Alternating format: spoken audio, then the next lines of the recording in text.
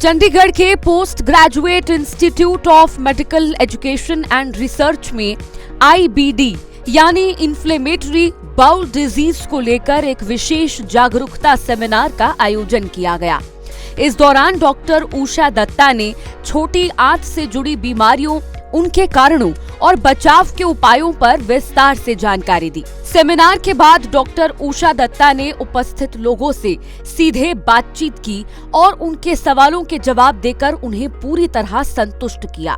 साथ ही उन्होंने आम जनता को सरल भाषा में बताया कि किस तरह खान पान और दिनचर्या में बदलाव करके पेट और छोटी आंत से जुड़ी गंभीर बीमारियों से बचा जा सकता है। आईबीडी डे 19 मई को पूरे विश्व में मनाया जाता है इस उद्देश्य से कि हम सारे लोगों को बता सकते हैं आईबीडी क्या है, उसकी कैसे इलाज होनी चाहिए और कैसे प्रिवेंट करना चाहिए।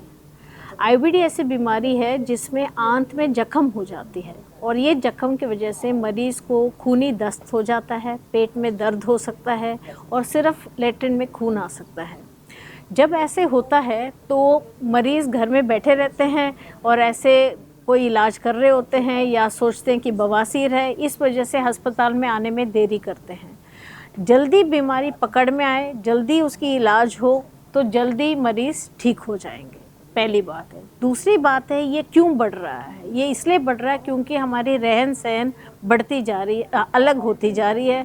हमारा मैदा, चीनी और ये प्रोसेस फूड, ये सारी चीज़ें बढ़ती जा रही हैं खाने में, बाहर का खाना।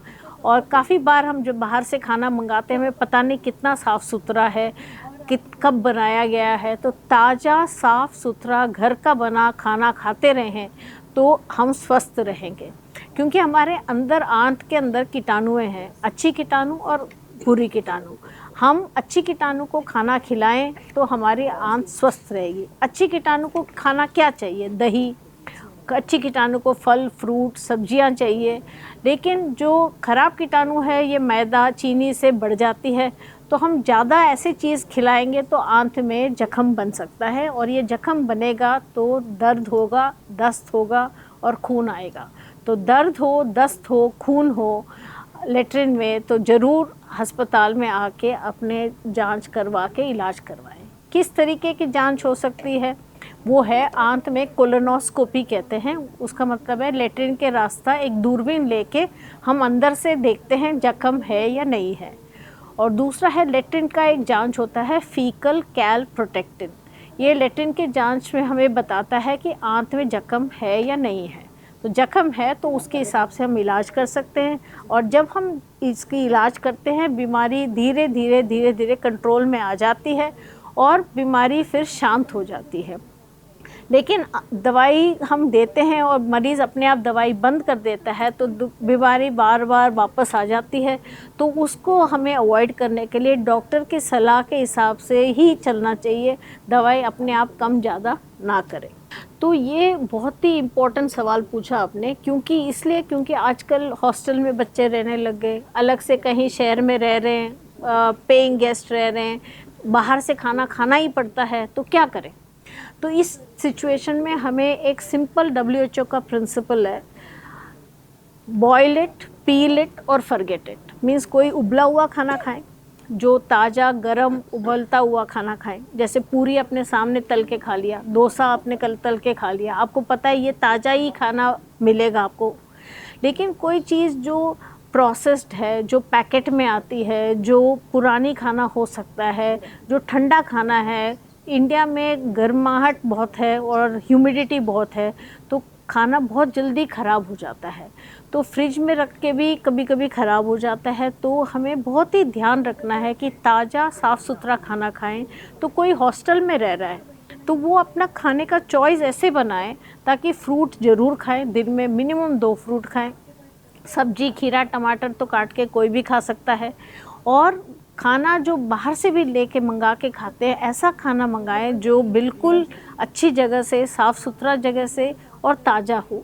जहाँ कभी कभी स्विगी, ज़ोमैटो से जब हम लेते हैं हमें पता नहीं कहाँ से आ रहा है, किस तरीके का खाना आ रहा है, इसका कुछ हमें अंदाज़ ही नहीं। अपने सामने बनता हुआ खाना खाएं तो स्वस्थ रहेंगे। जो आईबीडी की बीमारी में हमने हमेशा ये देखा है, विटामिन डी की कमी आती है। विटामिन डी हमारे शरीर में या सूरज की किरणों से मिलती है या खाने में, जैसे अंडे में और फिश में विटामिन डी पाई जाती है। तो विटामिन डी शरीर में कम होता है तो हमारा इम्यूनिटी कम हो जाता है। और हमने देखा है कि करीबन 70% लोग जिनको आईबीडी है उनकी विटामिन डी की कमी रहती है, और विटामिन डी हम उनको दें तो और 40 नैनोग्राम्स पर डेसीलीटर के ऊपर उसकी लेवल को रखें तो सारे मरीजों में बीमारी धीरे धीरे शांत हो जाती है।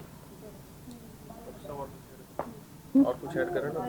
हाँ, बस यही है मेरा एक इम्पोर्टेंट मैसेज है, साफ़ सुथरा ताज़ा खाना खाएं।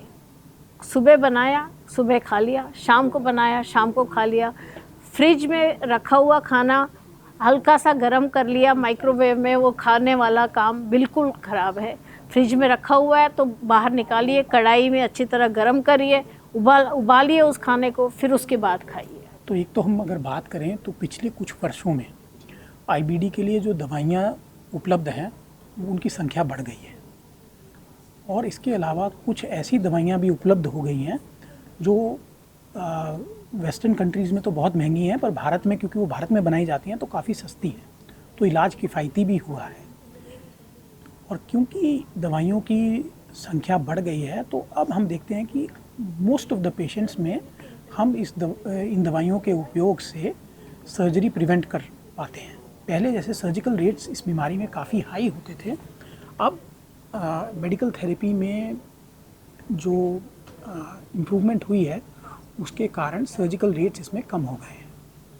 दूसरा, प्रिवेंशन के बारे में पूछा गया, तो आईबीडी का प्रिवेंशन जो है, इसके जो रिस्क फैक्टर हैं उनको एड्रेस करके होता है, और इसमें देखा गया है कि अगर फिज़िकल एक्टिविटी बढ़ाई जाए, खाने पीने में चेंज किया जाए, जैसे प्रोसेस्ड फूड को बंद कर दिया जाए, हरी सब्जियों को और फ्रूट्स को बढ़ाया जाए, और जो high fat high sugar content वाली चीज़ें हैं उनसे दूर रहा जाए, तो आईबीडी को प्रिवेंट किया जा सकता है। आपको बता दें कि सेमिनार का मुख्य संदेश यही रहा कि साफ सुथरा भोजन, सुरक्षित पानी और सही जीवन शैली अपनाकर छोटी आंत और पेट की बीमारियों से बचाव संभव है। आपका इस वीडियो पर क्या कहना है, कमेंट करके बताएं। चंडीगढ़ से पंखिल वर्मा की रिपोर्ट, पंजाब केसरी।